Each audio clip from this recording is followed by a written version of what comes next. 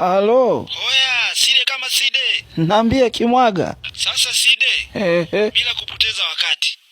Jioni saa ngapi ili tuweze kupeleka hiyo mahali nyumbani kwa kina Chiku? Mahali?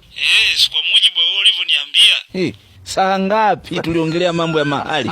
Hivi Side, si ni wewe saa 6 hapo ulikuwa unaniambia kwamba unataka umuoe Chiku. Kwa hiyo uweze kusubiri hata ikiwezekana leo jioni upeleke mahali na ulikuwa serious kabisa. Wewe Kimwaga, unadhani ilikuwa ni akili yangu basi? Ni njaa tu. Baada ya kula tu nikakaa sawa. Kwa hiyo unataka uniambie Side haikuwa akili yako ile? Unajua ukiwa na njaa unakuwa na mawazo ya ovyo. Kwa hiyo ulikuwa na lengo kabisa la kumchumbia Chiku. Mimi hivi wewe Chiku unamjua unamsikia wewe? Kwa hiyo muda wangu ulionipotezea Side. Kwani nao ulikula?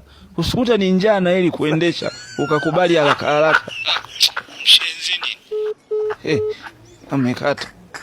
Hauna huyu ni njaa inamsumbua. Kumbe njaa mbaya.